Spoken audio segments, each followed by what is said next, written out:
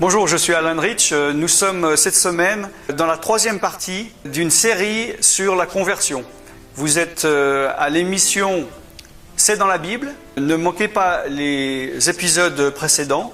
Nous étions au milieu du sujet, du troisième point, qui est de comprendre que Jésus-Christ a payé ton péché sur la croix.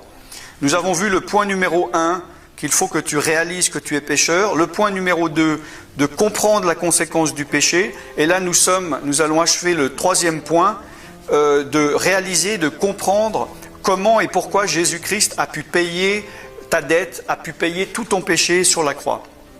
Nous avons vu donc, nous sommes arrêtés dans Hébreux 7, 25, que Jésus peut te sauver parfaitement, toi qui t'approches de Dieu, par Jésus, par lui, car il est toujours vivant pour intercéder en ta faveur. On voit aussi dans 1 Pierre 2, 24 que c'est Jésus qui a porté lui-même tes péchés en son corps sur le bois, afin que, mort au péché, tu vives pour la justice. Amen. Lui, par les meurtrissures duquel tu as été guéri. Par ces meurtrissures. Et non seulement, on pense souvent, je sais bien, quand on pense aux meurtrissures, on pense aux meurtrissures physiques. Mais j'ai dit la semaine passée que Jésus n'a pas seulement été meurtri dans son corps, mais il a été meurtri dans son âme et il a été meurtri dans son esprit. C'était une meurtrissure totale. Je pense que Jésus-Christ a souffert beaucoup plus, a payé un prix beaucoup plus grand qu'une majorité de chrétiens pensent. Sinon, on ne se comporterait pas de la manière dont on se comporte. C'est un peu, pour certains, on a peut-être eu une conversion à la légère. Dire, tu sais que tu n'es pas parfait? Ah bon, oui, mais Jésus est mort sur la croix, viens à lui et puis tout va aller. Ah bon, super, je suis content, Jésus est mort. Mais tu as peut-être besoin d'une conversion plus profonde. La conversion, pour moi, ce n'est pas simplement une chose qui se passe une fois dans la vie, pendant une réunion ou en lisant la Bible, et qui se passe entre 5 minutes ou quelques jours, et qu'on a tout compris. C'est plus on avance dans la vie chrétienne, plus on doit se convertir profondément et comprendre notre état et comprendre ce que Jésus a fait sur la croix et comprendre la grâce. Moi, ça fait 35 ans que je suis converti, et jour après jour, je comprends de plus en plus ce que Jésus a fait sur la croix. Et je sais que je ne comprends rien du tout. Je pense que le jour où je serai devant lui, devant son trône, et qu'il me révélera la vraie meurtrissure, le vrai prix qu'il a payé pour moi, je serai vraiment étonné. Et on ne peut pas rester debout devant lui sans le remercier et être reconnaissant. Amen. Il est confirmé évidemment par l'Ancien Testament dans Isaïe, chapitre 53, versets 4 à 6, que ce sont tes souffrances qu'il a portées. Ce sont tes douleurs qu'il s'est chargé. Nous l'avons considéré comme puni, frappé de Dieu et humilié. Mais il était blessé pour tes péchés. Il était brisé pour tes iniquités. Le châtiment qui te donne la paix est tombé sur lui. Et c'est par ses meurtrissures que tu es guéri. Il est dit, nous étions tous errants comme des brebis, chacun suivait sa propre voie, et l'Éternel a fait retomber sur lui l'iniquité de nous tous. Le châtiment qui te donne la paix est tombé sur lui. Si maintenant tu as pu être délivré, si tu es en paix, si tu retournes dans ton passé et tu regardes d'où Jésus est venu te chercher, les délivrances que tu as eues, c'est pas simplement comme ça, mais c'est parce que Jésus a porté les conséquences de ton mal, et parce que ton châtiment est tombé sur lui, tu peux avoir la paix et que tu as la paix en ce moment. Donc, il faut être reconnaissant. Nous avons vu, nous allons récapituler, le point 1, il faut comprendre et reconnaître que tu es pécheur. Point 2, il faut comprendre la conséquence du péché. Le point 3, comprendre que Jésus-Christ a payé ton péché en mourant sur la croix.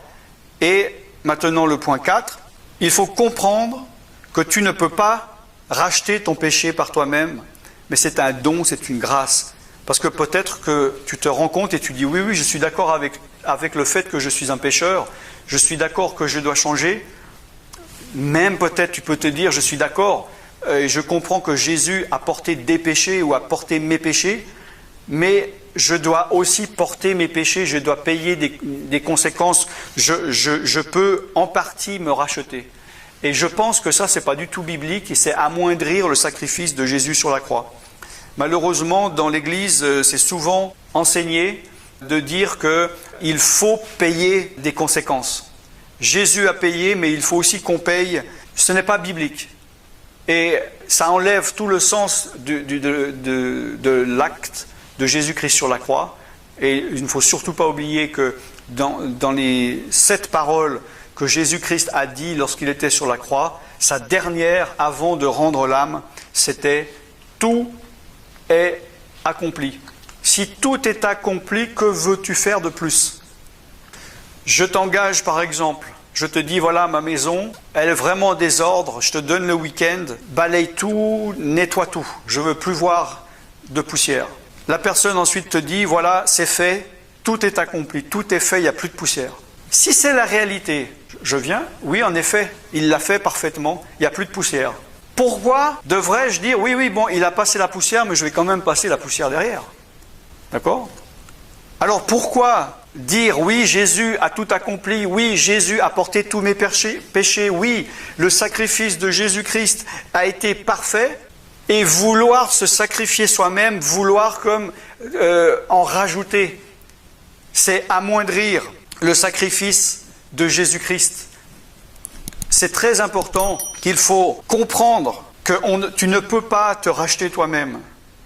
Je parle là, comme je l'ai dit, non seulement aux personnes qui viendraient, qui sont en train de venir à Jésus et qui se convertissent, mais je parle aussi aux chrétiens, parce qu'il y a des chrétiens qui vivent des choses terribles, parce qu'ils viennent à Jésus, ils comprennent le principe du péché, bon je suis pécheur, voilà, je me convertis, je suis né de nouveau, voilà.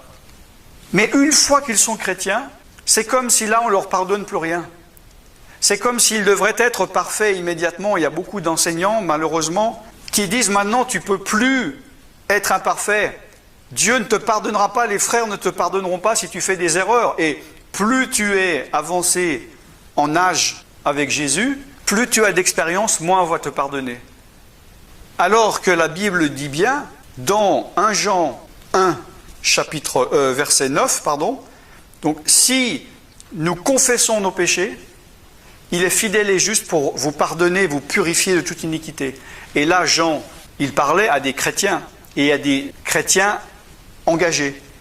Donc, en tant que chrétien, en tant que croyant, je pense qu'il y en a beaucoup qui pensent deux choses différentes. Une chose, oui, j'ai compris, je suis venu à Jésus un jour, là j'ai été pardonné, je sais que j'ai compris, tous mes péchés anciens sont pardonnés. Mais maintenant, parce que je ne marche pas droit, je n'arrive pas à me pardonner les péchés que j'ai faits en tant que chrétien et je ne pense pas que Dieu me pardonne parce qu'il veut que je sois parfait. Oui, la Bible dit « Sois parfait parce que Dieu est parfait ». Oui, mais je pense qu'il faut tendre à la perfection. Il faut tendre à la perfection, mais si quelqu'un a péché, il y a le sang de Jésus. Nous avons vu, il y a 3 semaines, n'est-ce pas, que quand Jean dit au chapitre, toujours 1 Jean, chapitre 1, mais au verset 8 et 11, que si quelqu'un a péché, oui, si quelqu'un a péché, il faut confesser nos péchés. Voilà, si nous disons que nous n'avons pas de péché, nous nous séduisons nous-mêmes et la vérité n'est pas en nous. Si nous disons que nous n'avons pas péché, nous le faisons menteur. Et là, il s'adresse à des chrétiens. Donc là, si tu es chrétien, je te dis à toi, et lis dans la Bible si ce que je dis vient de moi ou de la Bible, je te dis à toi qui es chrétien, si tu dis que tu n'as pas de péché, tu te séduis toi-même et la vérité n'est point en toi. Si tu dis que tu n'as pas péché, tu fais Dieu menteur et sa parole n'est point en toi. Je dis ça pour les personnes qui pensent qu'ils n'ont pas le droit de faire d'erreur en tant que chrétien. Je ne dis pas qu'il faut pécher ou que je dis qu'il faut avoir de la permissivité par rapport au péché. Pas du tout. Je dis que si nous péchons, si nous faisons une erreur parce que nous sommes imparfaits, nous devons savoir et tu dois comprendre que Jésus est là, il est vivant et il intercède en ta faveur et si tu confesses tes péchés, il est fidèle et juste non seulement pour te pardonner, mais en plus te purifier de toute iniquité. Amen. Donc, c'est un don, c'est une grâce, ce pardon, et il faut que tu puisses te pardonner vu que Dieu t'a pardonné. Il y a beaucoup de personnes, comme des catholiques, des bouddhistes, des hindouistes, qui pensent qu'en faisant de bonnes actions, ils peuvent rétablir des erreurs ou des péchés qu'ils ont faits. Nous verrons ceci dans une autre émission sur le sujet de la foi et des œuvres. Mais nous voyons que dans Éphésiens chapitre 2, versets 8 et 9, que c'est par la grâce que tu es sauvé. C'est par le moyen de la foi. Et cela ne vient pas de toi. C'est le don de Dieu. Ce n'est pas par tes œuvres afin que personne ne se glorifie. Donc tu es sauvé par la grâce. Le fait que tu aies entendu parler de Jésus, c'est une grâce. Mais le fait que tu aies voulu changer, que tu aies été attiré à Jésus, c'est une grâce aussi. Tu ne peux pas te dire, moi je suis chrétien, je suis meilleur que mon voisin parce que lui il a entendu parler de Jésus et il n'est pas venu à Jésus. C'est une grâce que tu sois sauvé. C'est par le moyen de la foi, et la foi c'est un don aussi. Et cela ne vient pas de toi, c'est le don de Dieu. C'est écrit dans la parole de Dieu. Ce n'est pas par les œuvres, afin que personne ne se glorifie. Tu n'es pas sauvé par tes œuvres, et en tant que chrétien, tu n'es pas pardonné parce que tu vas faire des œuvres. Tu ne peux pas dire, oh là là, j'ai une dette de péché, je vais augmenter ma dîme, je vais donner des dons, je vais aller en mission, je vais nettoyer l'église pendant une année pour que Dieu me pardonne. On ne peut pas. C'est seulement par le sang de Jésus que tu peux être pardonné. Amen. On voit aussi dans Romains 3 à 24, nous sommes justifiés par la grâce de Dieu, par le moyen de la rédemption qui est en Jésus-Christ. Nous sommes justifiés par la grâce. Qu'est-ce que la grâce ? Une grâce, c'est une faveur non méritée. Amen. Et dans Romains 6, 23, le don gratuit de Dieu, c'est la vie éternelle en Jésus-Christ, notre Sauveur, notre Seigneur. Le don gratuit. Don, ça veut déjà dire cadeau. Et là, il est dit, tu te rends compte ? Un cadeau gratuit. Est-ce que tu as déjà fait un cadeau à quelqu'un pour ensuite lui dire « tu me dois 10 €? Est-ce que c'est un cadeau?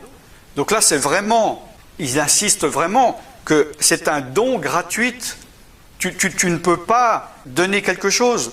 Il se peut peut-être, je vais te dire, tiens, je vais te donner, est-ce que tu peux me donner un coup de main? Oui, tu viens me donner un coup de main, comme ça, par amitié.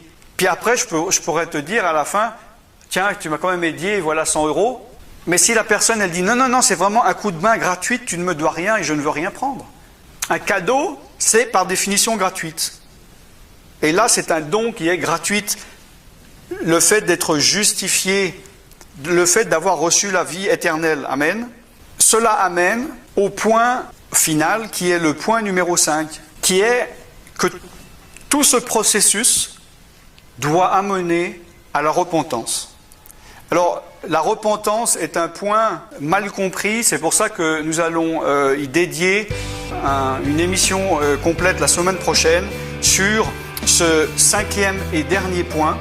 Donc, je me réjouis de vous retrouver la semaine prochaine pour parler du sujet de la repentance. Je suis Alan Rich, vous êtes dans l'émission C'est dans la Bible, et je vous revois la semaine prochaine. Soyez bénis, merci beaucoup. Bye bye.